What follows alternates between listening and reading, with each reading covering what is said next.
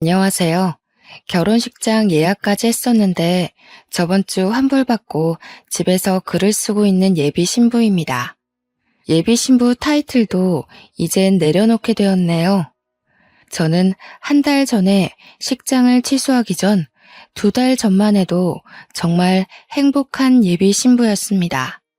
살아 숨쉬는 이 땅덩어리에서 한 사람 기준으로 수없이 많은 애군들이 지나친다고 하는데 그중 가장 상실감이 큰 경험은 무엇이 있을까요? 개인적으로 저는 사랑하는 사람의 실망스러운 모습을 보는 것만큼 허무맹랑한 일이 있을까 싶습니다. 제가 예비 신랑을 3년 만났어요. 그래도 3년이면 짧은 기간은 아니었다고 생각하는데 아닐 사람은 결국 아니었나 봅니다. 예비 신랑과 함께 마음을 나누고 같이 나아갈 미래를 계획하던 때가 정말 즐거웠고 제가 받는 유일한 축복이라고 생각했는데 그 3년 세월 한순간에 날아갈지 몰랐네요. 행복감이 큰 만큼 실망감은 더 크게 찾아오더라고요. 지금부터 불과 지난달까지 있었던 저의 파혼 이야기를 들려드릴게요. 저와 예비 신랑은 지인의 소개로 소개팅을 해 이어진 인연입니다.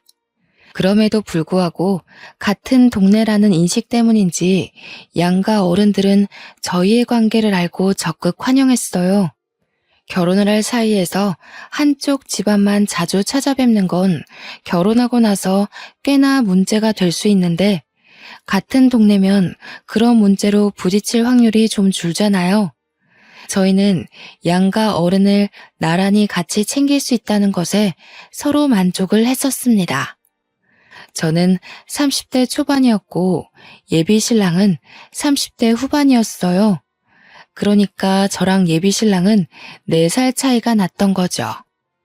궁합 따위 안 봐도 된다는 4살 차이라는 것처럼 저와 예비 신랑은 남들 눈에도 찰떡 궁합으로 비춰졌습니다.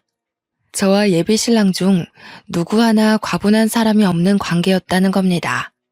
사람에겐 연애만 할 인연과 결혼까지 갈 만한 인연이 따로 있다고 했는데 저는 그걸 예비 신랑 만나고 정말 많이 실감했어요.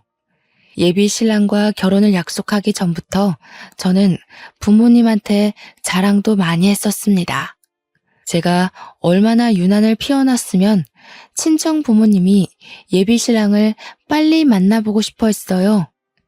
친정 부모님은 제가 외동이라서 제게 아낌없이 지원도 많이 해주셨고 또 형제자매 없는 제가 외로울까봐 흔쾌히 친구가 되어준 훌륭한 분들입니다.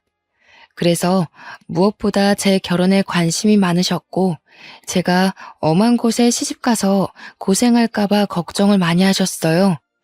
그 마음에 보답하고자 저도 부모님 속 안 상하게 좋은 남자와 결혼해서 잘 사는 모습을 빨리 보여주고 싶었습니다. 친정 부모님께 잘 보이고 싶어 했던 예비 신랑은 집이 아닌 격식 있는 자리를 예약해 같이 외식을 하며 첫 대면을 했습니다. 친정 부모님은 두 분 다 예비 신랑과의 첫 만남에 아주 만족한 평판을 남겨줬어요. 특히 아빠가 말하기를 예비 신랑이 지적이고 나이보다 성숙해서 지도자처럼 가정을 잘 이끌어갈 것 같다고 하더라고요. 저희 아빠가 원래 가족 아닌 타인에게는 부정적인 편인데 그날 외식 자리에서 예비 신랑을 보고는 자리를 뜨실 때 묵묵히 고개를 끄덕였습니다. 제가 예비 신랑한테 친정아빠가 까다로운 편이니 잘 보여야 된다고 조언을 줬기 때문에 예비 신랑이 더 애썼던 것도 있었을 거예요. 그렇다고 하더라도 그날 전체적으로 분위기가 좋았던 건 사실입니다. 저 또한 예비 신랑이 우리 부모님께 보였던 모범을 본받아서 예비 시부모에게 애교 있게 잘 모셨고 시부모는 저희의 관계를 흔쾌히 허락해줬습니다. 특히 예비 시모는 저더러 자기 아들이 워낙 무뚝뚝하고 애정 표현을 잘 안 하는데 저처럼 톡톡 튀고 분위기 풀어주는 여자가 옆에 있어서 다행이라고도 했어요. 이 정도의 칭찬을 들었으면 저는 예비 시부모에게 점수를 톡톡히 따냈다고 자신했습니다. 저와 예비 신랑은 양가 어른들에게 첫인사를 나눈 후부터 결혼식도 안 올렸는데 이미 서로의 집안을 가족처럼 챙기고 자주 방문하면서 기념일에 선물도 준비하고 그랬습니다. 예비 시댁 같은 경우 제가 선을 긋고 낯을 가리면 오히려 예비 시부모에게 안 좋은 이미지로 보일 것 같아서 어색한데도 불구하고 저는 늘 최선의 길을 끌어내 예비 시부모를 반겼어요. 다행히도 예비 시부모는 그런 저의 노력을 알아봐주고 참 예뻐라 해주셨죠. 아이고, 사돈집이 부유해서 그런가. 새아가 넌 참 사랑 많이 받고 자란 티가 나는구나. 우리 아들이 워낙 숫기가 없어서 애정 표현을 잘 못할 텐데. 이렇게 여린 네가 우리 아들을 감당할 수 있을지 모르겠어. 어머님, 오빠가 저한테 얼마나 많이 표현해 주는데요. 아무래도 오빠가 아들로서 어머님 아버님께 든든한 자식이고 싶어서 표현을 숨기는 걸 거예요. 오빠가 평소에 어머님 아버님 칭찬도 많이 해요. 모르셨죠? 제가 한 번씩 알려드릴게요. 남들은 예비 부부일 때 많이 다투기도 한다는데 저랑 예비 신랑은 그런 게 하나도 없어서 저 스스로 남편 될 사람 하나는 잘 만났다고 생각하기도 했습니다. 하루빨리 예비 신랑과 가정을 꾸려 토끼 같은 자식들도 3명 정도는 낳아야겠다고 예비 신랑한테 설레발을 치기도 했었고요. 그런데 그 행복한 단꿈이 결혼식장을 잡고 부동산까지 다 알아본 마당에 깨지게 될 줄 누가 알았겠습니까?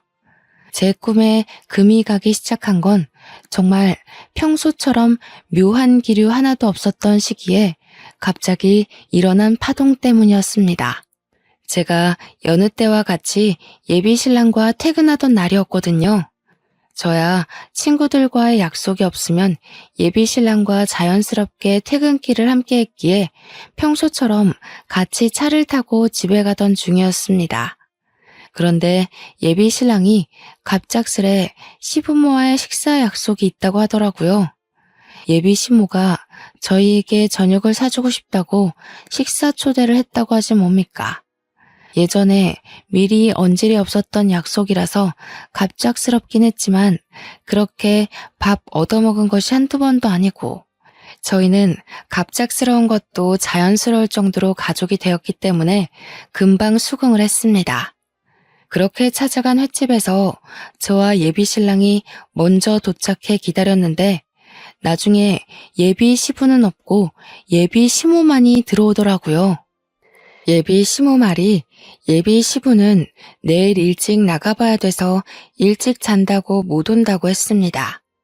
대신 저희끼리 맛있게 먹고 오라고 카드를 줬다고 했어요. 예비 시부 못 오는 것 정도야 뭐 크게 신경 쓸 만큼 문제는 아니었기에 그것마저도 그러려니 넘어간 시간이었어요. 그 자리를 단순히 밥 한 끼 먹자는 자리라고 생각해 평소 하던 것처럼 마음 편히 예비 시모를 응대했습니다.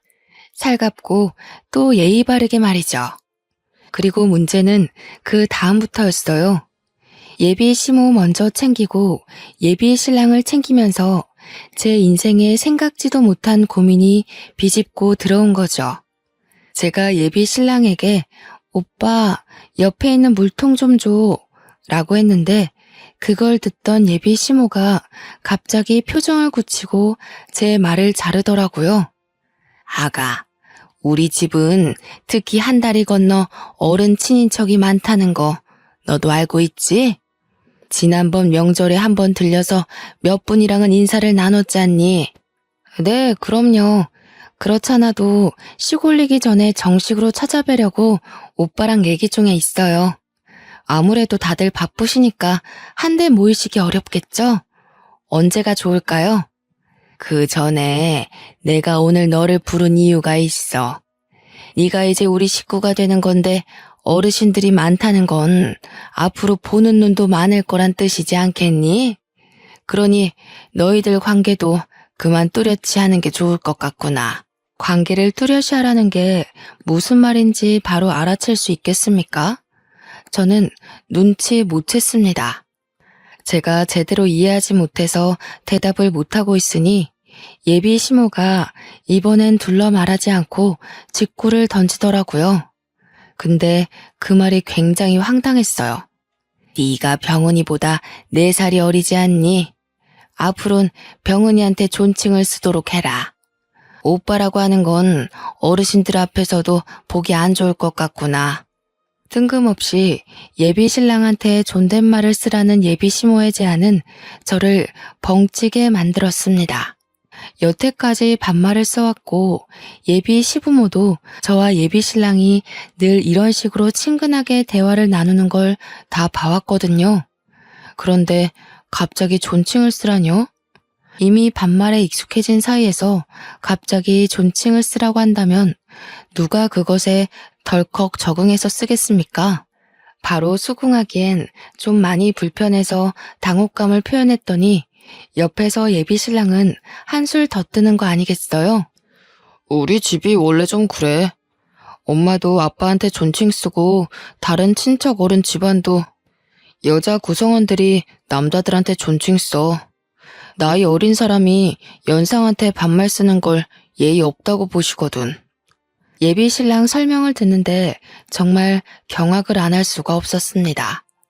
예비 시모 말을 자연스럽게 받아치는 예비 신랑의 모습을 보니 마치 둘이 짜고 이 자리를 만든 것 같은 기분도 들었어요. 설령 예비 신랑 집안이 그렇다고 하더라도 그 중요한 사실을 그동안 왜 말 안 했는지 배신감까지 들더라니까요. 우리가 만난 지 3년이나 되었고 몇 번을 양가 집안에 왔다 갔다 했는데 그런 말은 미리 해줬어야 되는 거 아닙니까? 호칭 문제로 결혼 사이에서 트러블이 생기는 건 어디서 들어본 적 있지만 존칭 때문에 곤란을 겪을 줄은 상상도 못했습니다. 그런 황당한 일이 저한테 벌어졌다는 게 그저 놀라웠어요.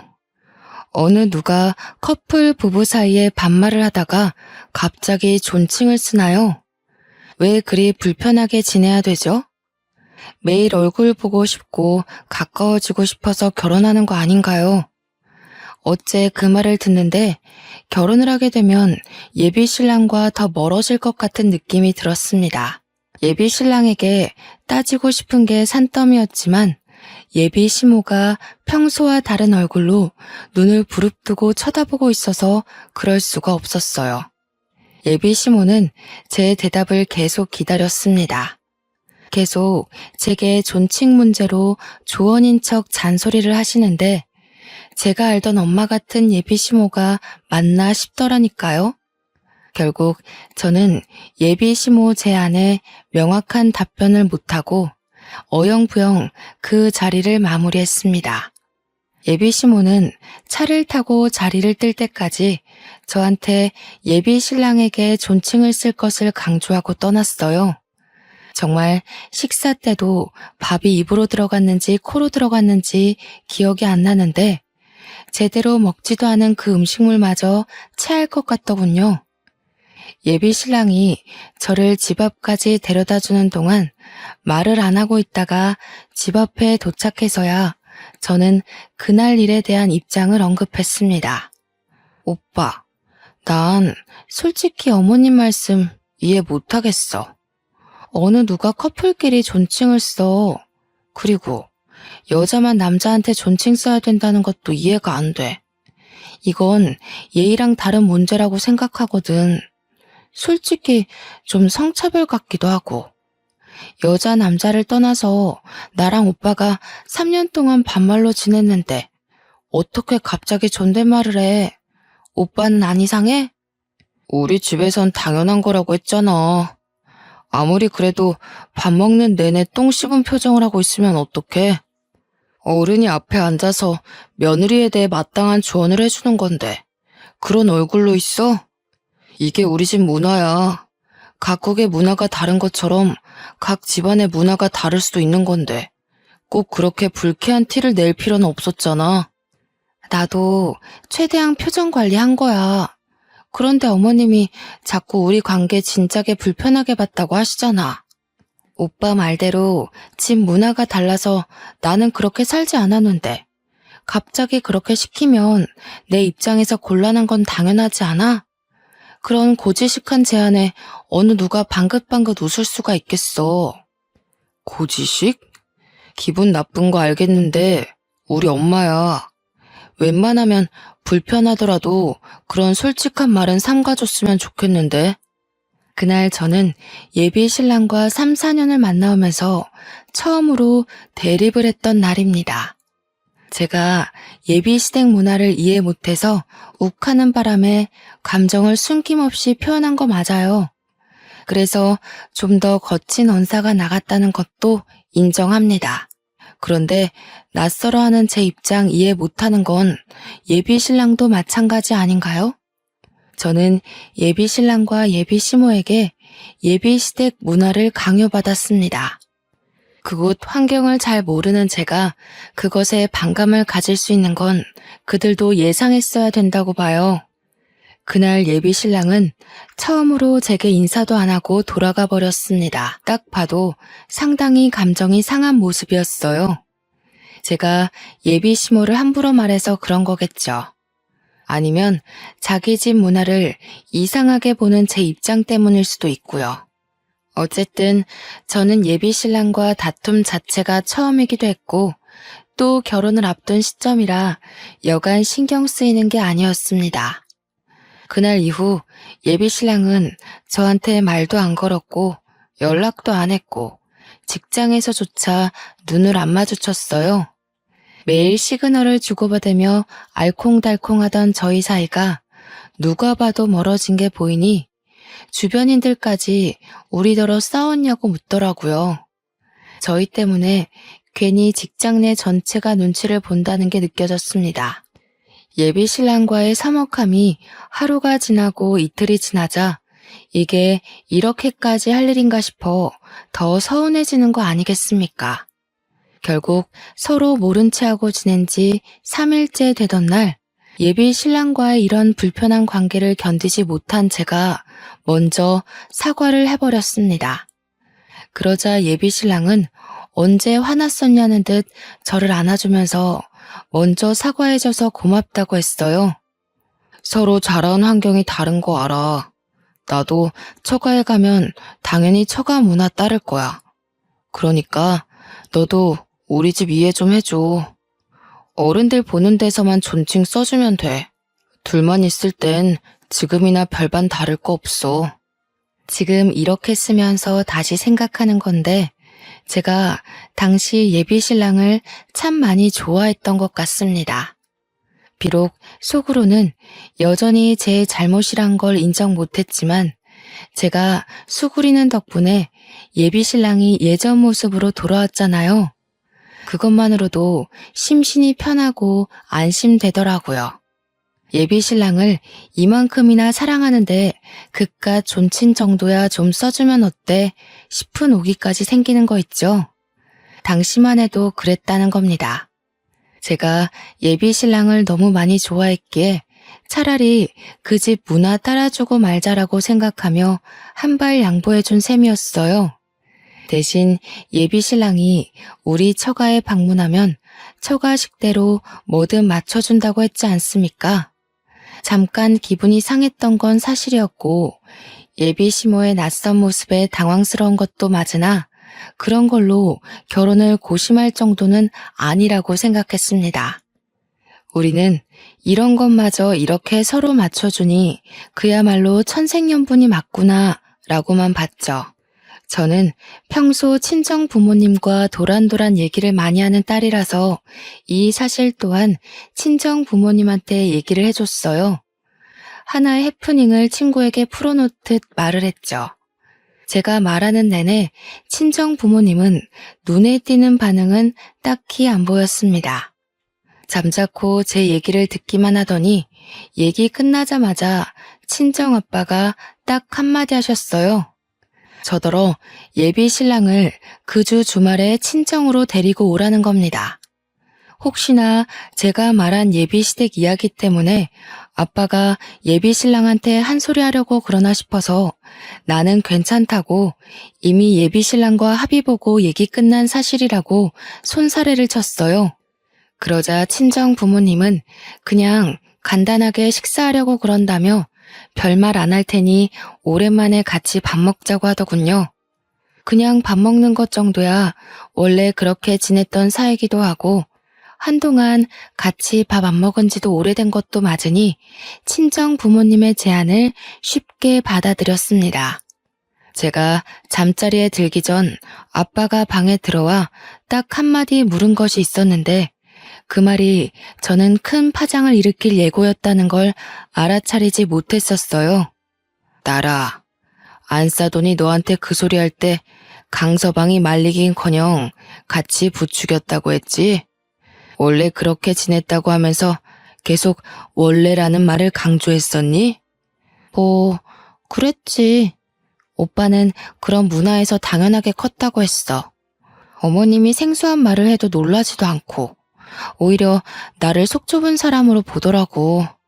근데 그건 서로 얘기해서 오해 풀었어.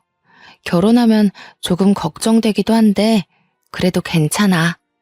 아빠는 저와 나눴던 대화들 중 특히 부분만 집요하게 캐물었고 저더러 그 사실 때문에 예비 신랑에게 실망한 게 맞냐고 여러 번 확인을 했습니다. 그게 다였어요. 아빠는 제게 뭐 따로 조언을 해준 것도 없고 그냥 제 대답만 듣고 잘 자라고 인사한 뒤 나가셨습니다. 아빠 표정이 안 좋은 것 같아서 개인적으로 신경이 무척 쓰였는데 엄마도 별다른 말을 제게 얹으려 준 것도 아니라서 그냥 그러려니 넘겨야 했어요. 그리고 저는 다음날 예비 신랑한테 친정에 밥 먹으러 가자고 제안했습니다. 물론 예비 시댁 문화에 대해 알려줬더니 아빠가 보자고 했다는 말은 굳이 하지 않았어요. 그냥 친정 부모님이 오랜만에 보고 싶어 한다고만 말했거든요. 그러니까 예비 신랑이 좋다고 바로 시간을 비우더라고요. 그렇게 친정으로 모인 당일날 저는 예비 신랑과 파혼을 하게 되었습니다. 예비 신랑과 시간 맞춰 같이 친정에 갔는데요. 이미 차려진 식사 자리가 좀 과할 정도로 많이 고급지더라고요. 이 말은 제가 이제야 언급하는데 사실 우리 집이 시댁 형편보다 조금 더 나은 살림이었습니다. 그러니까 저희 친정은 대출 하나 없는 현금 자산만 가지고 있었지만 시댁은 대출을 좀 많이 끼고 있었어요. 저희 부모님은 부모님 명의로 된 건물도 한 채가 있는데 그것도 융자금 하나 없이 아주 깔끔하게 세주고 있거든요. 그렇다고 시댁이 뼈저리게 가난한 건 아니었고 식구들이 먹고 사는 데엔 지장이 크게 없는 정도? 그렇지만 당장 대출 빚을 다 갚을 수는 없는 정도라고만 알고 있습니다. 시댁 사정 생각한 것도 있지만 저희 친정 부모님은 평소에도 어디 나서서 형편을 드러내는 사람들은 아니었어요. 저희도 예비 신랑을 초대해 집에서 밥을 먹을 때면 남들과 같이 비슷하게 집밥처럼 먹곤 했습니다. 그런데 그날만큼은 달랐다는 거예요. 정말 숟가락 하나도 10만 원이 넘는 고급 커트러리를 내놓았다니까요. 처음 보는 가정 식탁 분위기에 당황한 저는 그 분위기에 넋을 놓았는데 정작 예비 신랑은 표정 변화가 없었습니다. 그저 늘 하던 대로 저희 부모님께 공손한 태도로 인사하고 자리에 착석할 뿐이었어요. 레스토랑 못지않은 요리를 보면서 제가 감탄을 금치 않으니 거기서 손님은 예비 신랑이 아니라 오히려 저였습니다. 친정 부모님은 식사로 모자라 평소 입에 잘 되지도 않는 와인까지 준비를 해줬는데요. 제가 와인을 잘 먹진 못하지만 아빠가 사람 대접한다고 몇 번 와인 주문하는 걸 본 적이 있거든요. 그때 70만 원대 와인을 보고서 무슨 술 한 병이 그렇게 비싸냐 하고 아빠한테 궁시렁거리기도 했었어요. 그런데 그 70만 원대 와인이 그날 아빠 손에 들려있는 거 아니겠습니까? 저희 아빠 돈 헤프게 쓰는 사람 아닙니다. 오히려 그런 부류들을 싫어하지요. 확실히 그날따라 친정 부모님이 평소와 다르다는 걸 좀 느꼈습니다. 친정아빠는 예비 신랑이 숟가락 들기도 전에 와인을 따라주면서 덤덤하게 먼저 말을 걸었는데요. 아마 예비 신랑도 와인 가격에 대해 눈치챘을 거예요. 예비 신랑이 술을 좋아하거든요. 그래, 사돈 쪽에서 여자 식구들더러 존칭을 쓰라고 한다면서? 자네 집안 문화가 원래 그렇다고 들었는데 그게 사실인가? 친정아빠의 돌직구에 예비 신랑은 저를 쳐다봤습니다. 예비 신랑의 눈빛이 마치 그런 걸 왜 말했냐는 의미가 담겨있는 듯 했어요. 좀 황당한 거 있죠? 예비 신랑에게 뭘 숨기려고 했던 건 아니었는데 얼떨결에 죄 지은 기분이 들더라고요. 근데 시댁 문화가 잘못된 게 아니라면 제가 그걸 왜 친정 부모님한테 말하면 안 됩니까? 떳떳하면 오히려 자기가 먼저 우리 집안에 알리고 우리 집안 문화에는 뭐 특별한 게 없는지 알아봐야 되는 거 아닌가요? 이전과 똑같은 부분에서 서로의 의견이 덜그럭거리니 저는 아예 예비 신랑의 시선을 피해버렸습니다. 괜히 오해 사고 싶지 않아서 시선을 피했던 건데 그게 오히려 예비 신랑을 곤란하게 했나 봐요. 예비 신랑은 친정아빠 말을 듣는 내내 표정이 탐탁치 않더라고요. 집마다 문화가 있는 건 당연하지. 우리 딸 보고 그 집 문화에 맞추라고 해놓고 자네는 우리 집 문화를 안 따를 건 아니겠지? 적어도 그런 각오는 했어야 납득이 되는데. 그럼요, 장인어른. 지우한테도 말했다시피 저도 처가 문화에 발벗고 맞출 생각입니다. 지우가 어디서 얼만큼 알고 말씀 올렸는지 모르겠지만 장인어른께서 생각하시는 것만큼 저희 집 팍팍한 구석 아니에요. 믿으셔도 됩니다. 그래? 잘 됐네. 우리 집안은 선조 때부터 조상들 내력이 다 대릴 사위제거든. 그래서 내 딸이 결혼하면 자네가 우리 집에 들어야 될 것 같은데 되겠지? 친정 부모님이 하는 말은 저도 놀라웠습니다. 아빠가 대릴 사위로 처가살이를 했었다는 건 들었었는데 조상들이 대대로 대부분 대릴 사위였다는 건 처음 들었어요.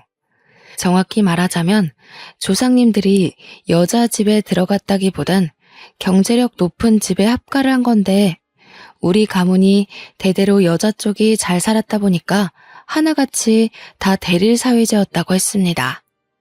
저도 처음 들었으니까 당연히 예비 신랑한테 이것에 대해 말을 해본 적이 없었어요. 아빠의 제안에 말문이 막힌 예비 신랑은 은근슬쩍 저를 보면서 약간의 원망 담긴 눈빛을 보냈습니다.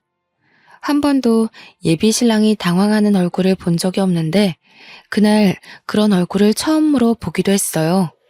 예비 신랑은 친정아빠의 물음에 잠시 대답을 미루며 화장실 먼저 다녀와도 되겠냐면서 자리를 피했습니다. 그리고 얼마 뒤 저를 화장실로 오라고 문자를 보내 불러내더라고요. 친정 부모님한테 양해를 구하고 화장실 쪽으로 갔더니 예비 신랑이 저를 화장실로 잡아당기며 문을 잠그고 바로 제게 따지기 시작했습니다. 우리 집 문화에 대해서 너랑 나 좋게 합의 본 거 아니었어? 도대체 우리 집에 대해서 뭐라고 말했길래 장인어른이 저렇게 나오셔? 저렇게 나오는 게 뭔데? 합의 본 거 맞지? 엄마 아빠한테도 오빠 집안 얘기하면서 이미 다 서로 이해하고 결혼하기로 했다고 말했어. 그런데 우리 아빠가 뭘 어쨌다고 이래? 못 느꼈어? 장인어른이 지금 반발하는 것처럼 오기 부리시잖아. 딸이 남의 집 가서 남의 집 문화에 고생하게 생겼으니 보복하는 거 아니야. 보복? 오빠, 대체 우리 아빠를 뭘로 보는 거야? 우리 아빠는 우리 집 문화에 대해 말했을 뿐이야.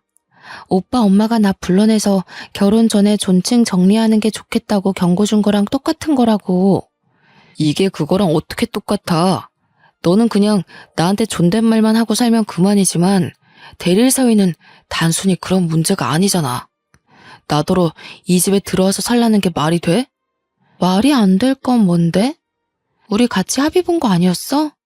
내가 존칭 쓰면 오빠도 우리 집 문화에 맞춰주겠다고 했잖아. 아니면 나 계속 반말해도 돼?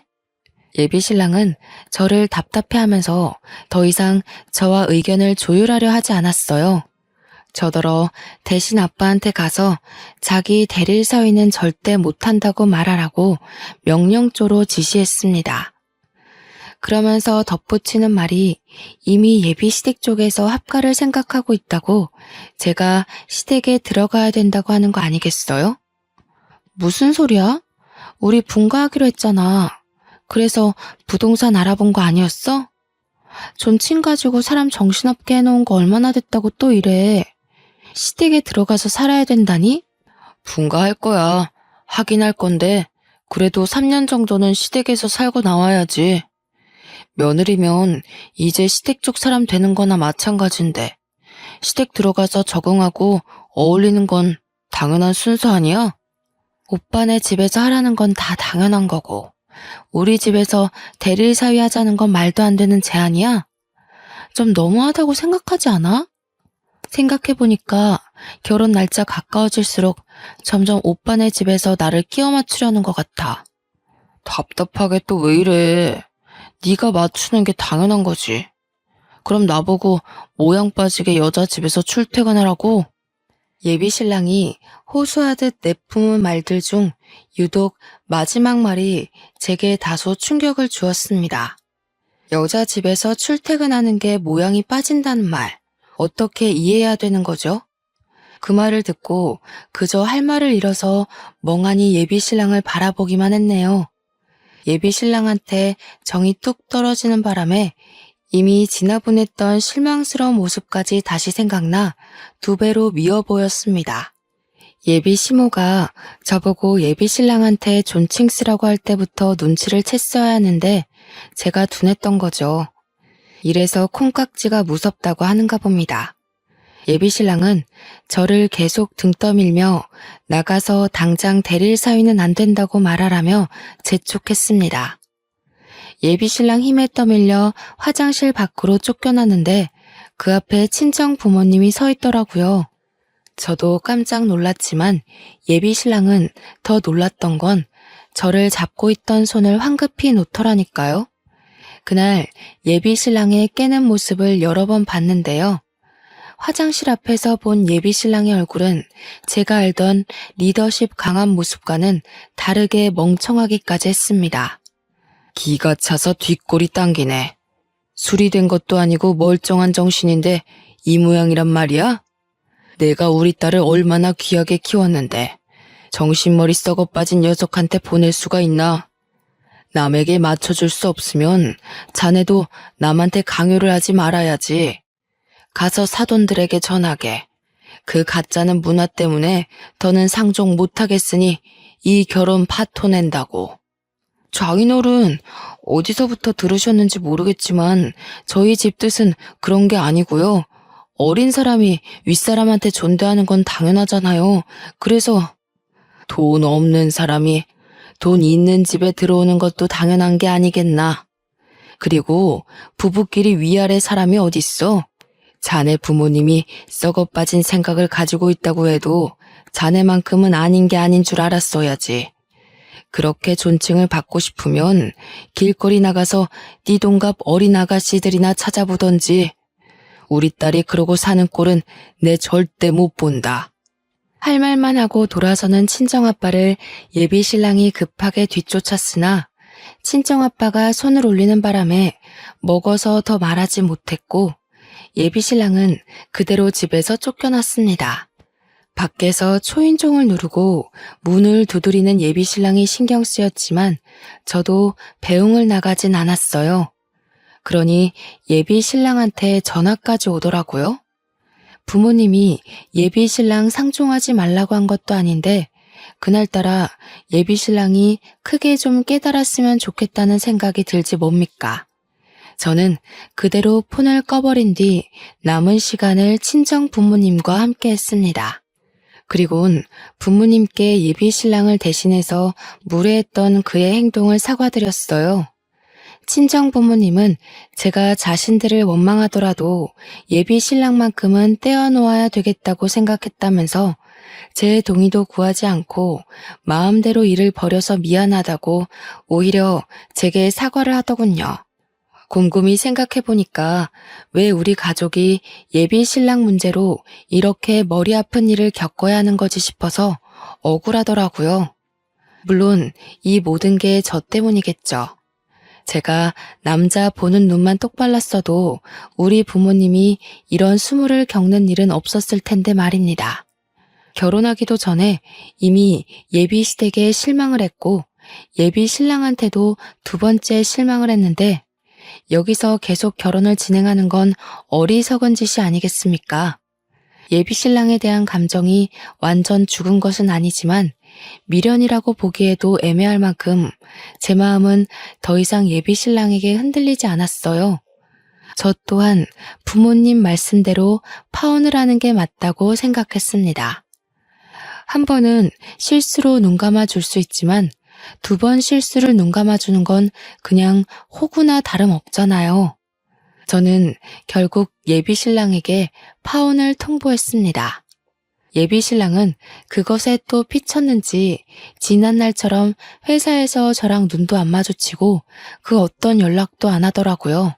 직장뿐만이 아니라 우린 어딜 가나 그냥 남남이나 다름없는 사이였습니다. 그런 식으로 나오면 제가 또 못 견디고 먼저 다가와서 사과할 줄 알았나 봐요. 그 부분에서 저는 오히려 예비 신랑이 나를 확실히 호구로 바꾸나를 확인할 수 있는 계기가 되었습니다. 제가 예비 신랑을 더 많이 좋아했던 건 맞는데 제 순수한 마음을 그런 식으로 이용하는 걸 보니까 본때를 보여주고 싶은 마음이 생기지 뭐예요. 하나의 단점이 크게 꽂히니 예비 신랑을 알면 알수록 점점 더 정이 떨어지더라고요. 그래서 제가 저질러 버렸어요. 주위 사람들에게 저와 예비 신랑의 관계를 스스럼 없이 밝혔습니다. 파혼했다고 여기저기 소문을 내고 다녔더니 그게 예비 신랑 귀에 들어갔나 봐요. 예비 신랑이 저한테 먼저 말을 걸어오더라고요. 너 정말 나랑 끝낼 생각이야? 무슨 생각으로 파혼 사실을 소문내고 다녀?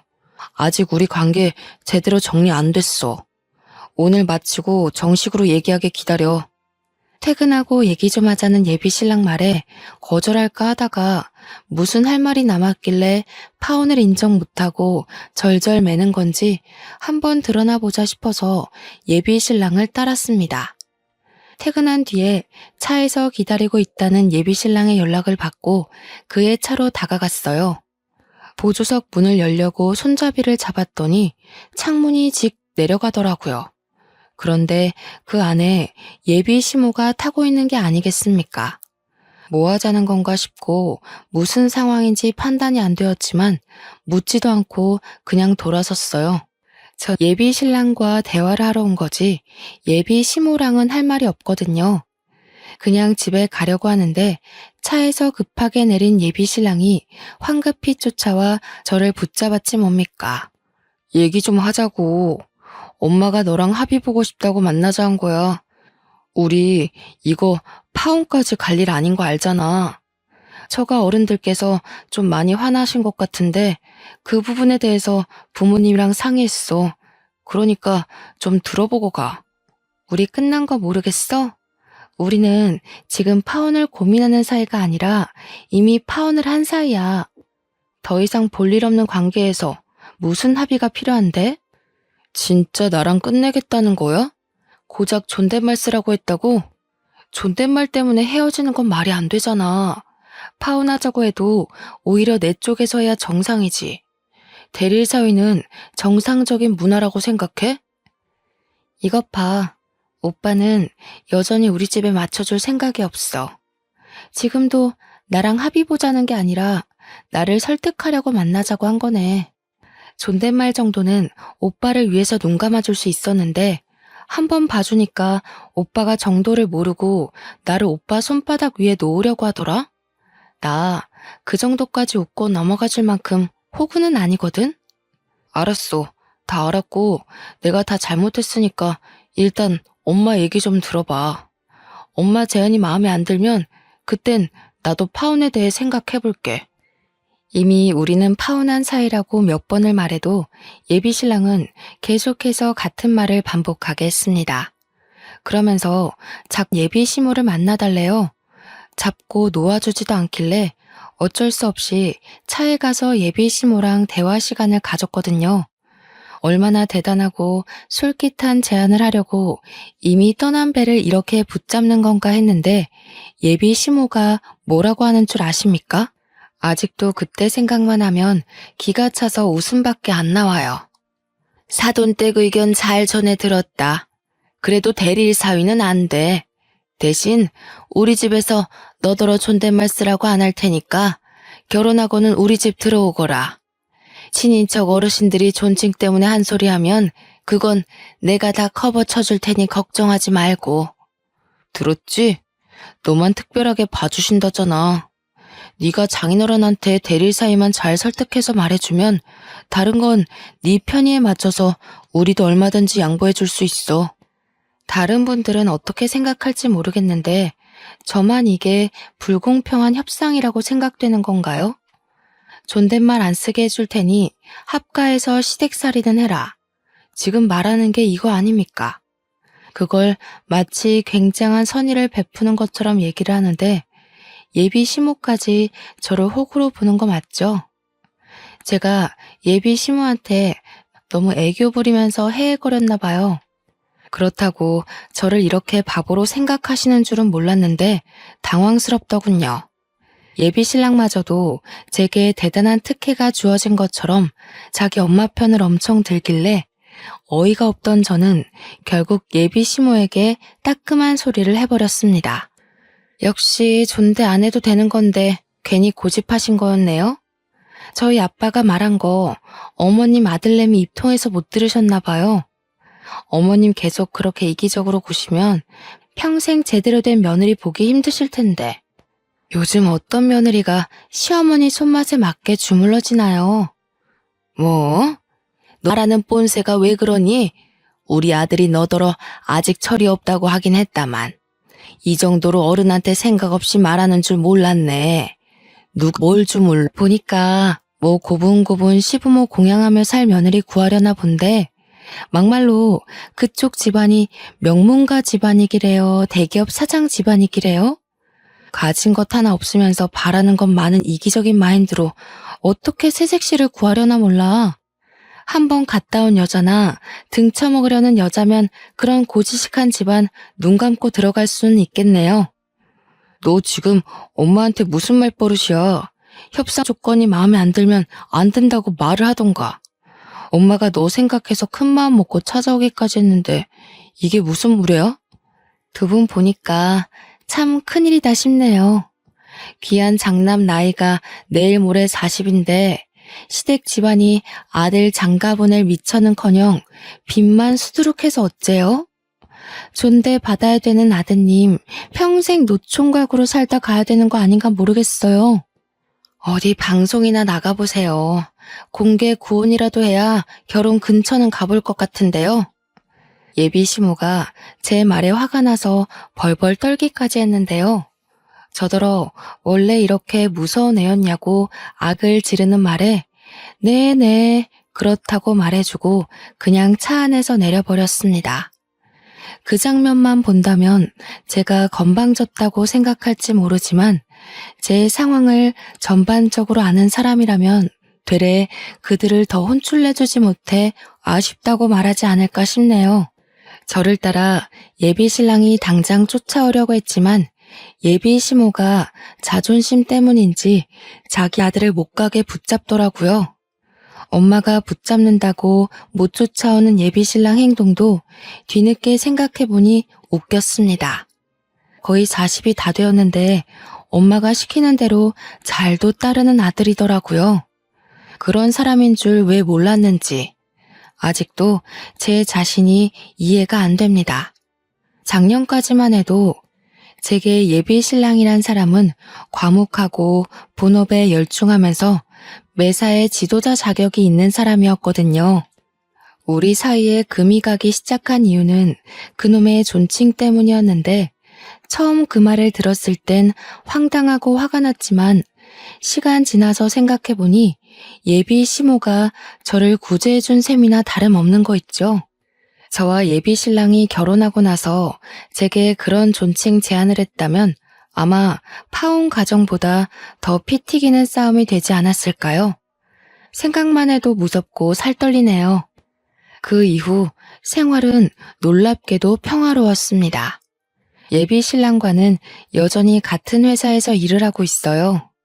완전 남남처럼 지내고 있고 부서가 달라서 일적인 얘기도 안 하고 있거든요. 새삼 그런 생각이 들더라고요. 우리가 정말 약혼 관계였던 커플이 맞나 싶은 생각이요.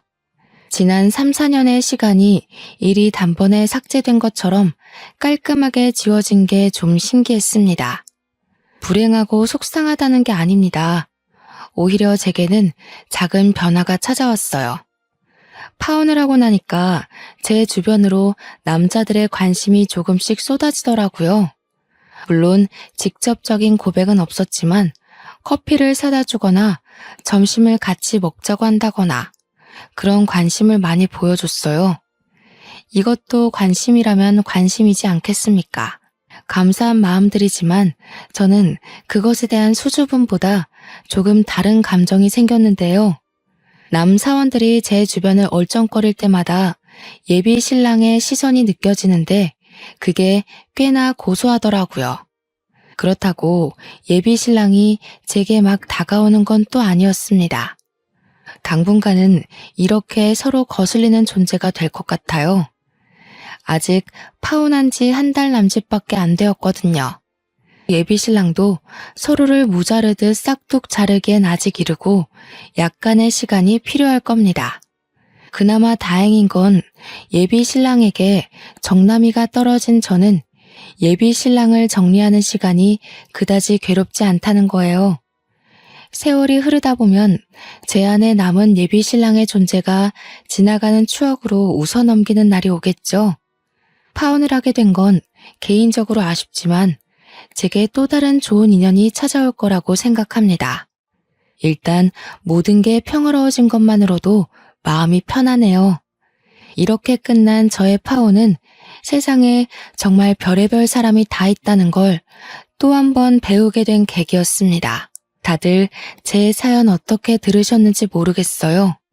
집중하신 시간만큼 제가 즐거움을 드렸다면 좋겠네요. 그만 글을 마무리하겠습니다. 들어주셔서 감사합니다.